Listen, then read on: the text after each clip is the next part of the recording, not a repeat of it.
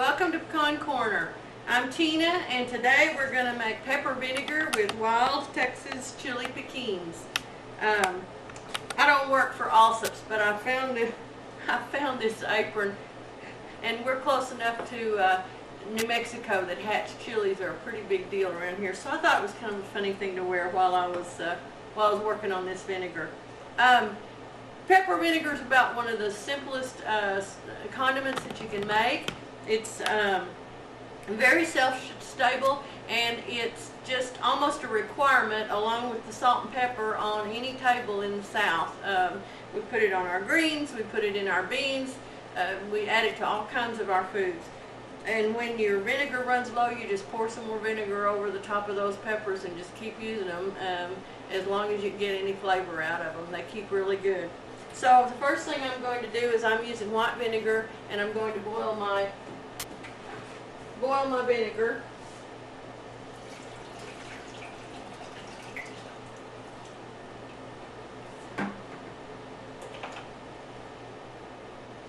Get that going. And there's the lid. Things will boil faster if you have a lid on. I bought, I'm making this to sell in my little cottage food business.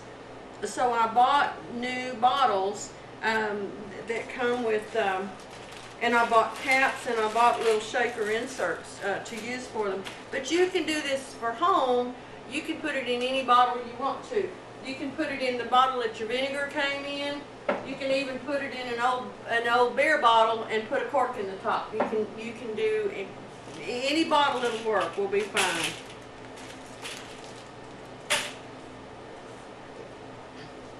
I'm going to start by putting some peppers in each jar.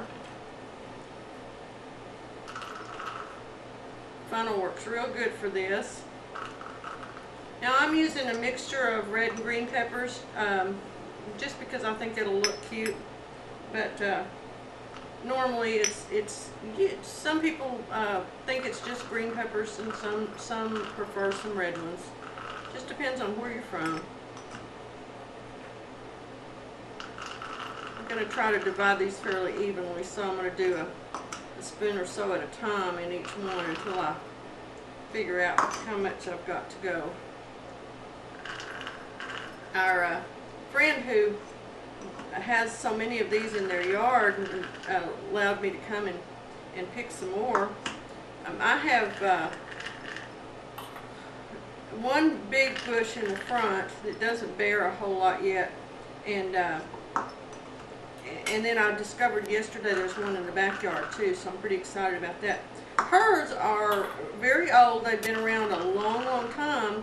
And I noticed that hers have been pruned like a hedge, and so as a result, they have lots of branches that will put out flowers, so that increases the yield of fruit that she is able to get off of her peppers. So we kind of remember that the way we prune things can actually increase our crop. Some of these are completely round, and some of them are kind of an oblong shape. Just each bush just bears what it bears. Of the two that I have, one is oblong and one is round. So it's just I'm kind of picking out little leaves here. I had went through already and pulled the stems off of them, washed them.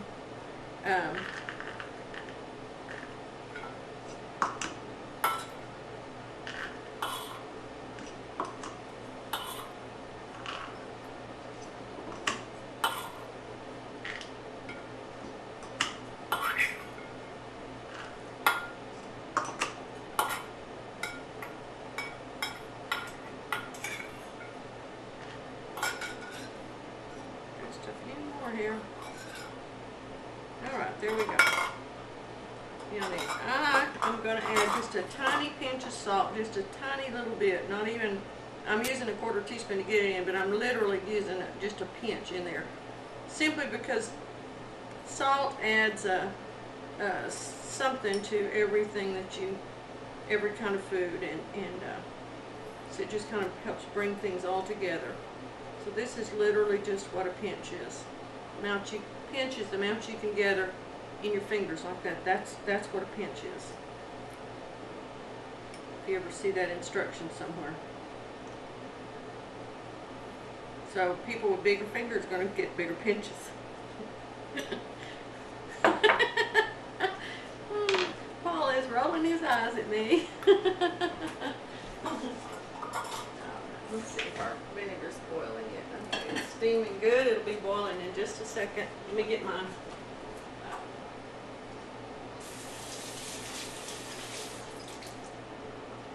I rinsed the leaves that were stuck to the inside of this off. I'm going to use my funnel again to fill the jars.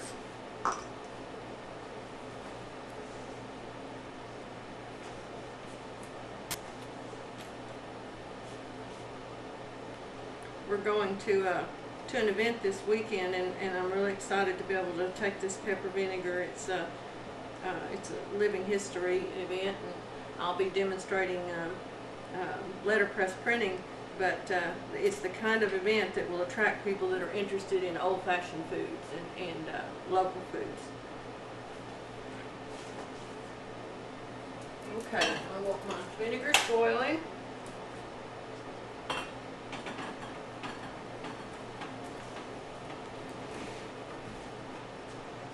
Bring it over here where you guys can see what's going on. I'm just going to dip it right on top of those peppers. Now for bigger peppers like Tabasco peppers, which is what you usually will find,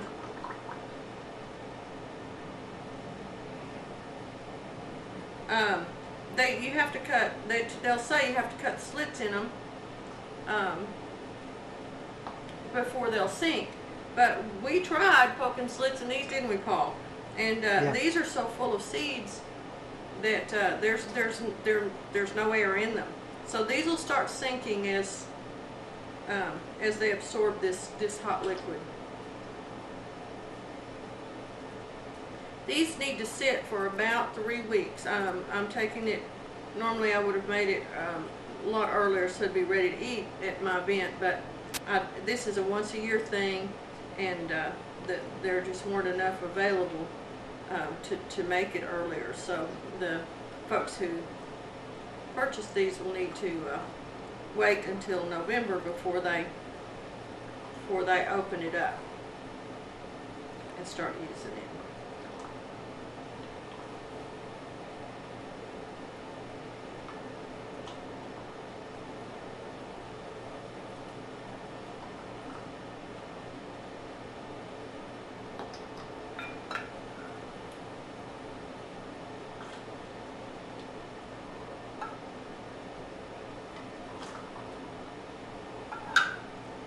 Bought these jars. There's these bottles, and they're inexpensive. The shipping cost made them cost me a little bit more. So the bottles themselves are costing me about $1 a piece, but they're worth it because they're a nice clean bottle. And they have a good shaker top, which is the kind of top that you have to have. I thought about maybe using new salt shakers, but new salt shakers would have cost me as much as these nice bottles did. So this was a good move, I think. I'm going to have to heat up some more vinegar, so I'm going to go ahead and seal the bottles that I've got done here while this vinegar is hot. And oops.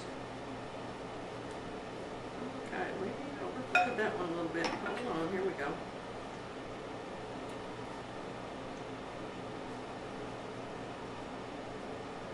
Okay.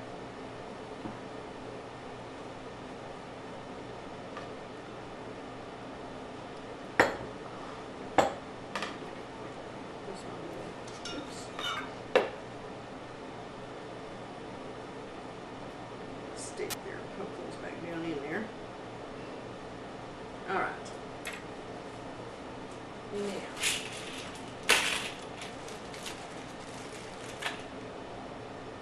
these lids just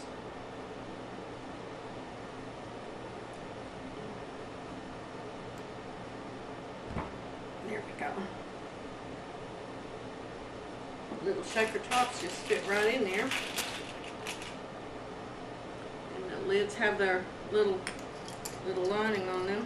Oh, these lids don't fit. Can't fit that. There. Oh, I don't have it all the way in. That's my fault. All right. Got to push harder. Okay, there we go. I thought that something was wrong. There we go. All right. Seal that real tightly there. There we go. All right, I'll be back when I get all these. Okay. Well, we figured out after I heated my third pan full of vinegar that these 5-ounce bottles would have taken 8 cupfuls of hot vinegar to fill them up. That would be, because that's 64 ounces, so and two cups is 16 ounces, so you can do the math there, see if we did it correctly. But it's just as easy, you know, it's pretty easy to just pour some more vinegar in. If I were making a brine though, I would want to do my calculations in advance so that I made exactly the amount of brine. You know, there's no need to waste your vinegar and things if you're making pickles where you're mixing other things in with your brine. So it's best to calculate that in advance.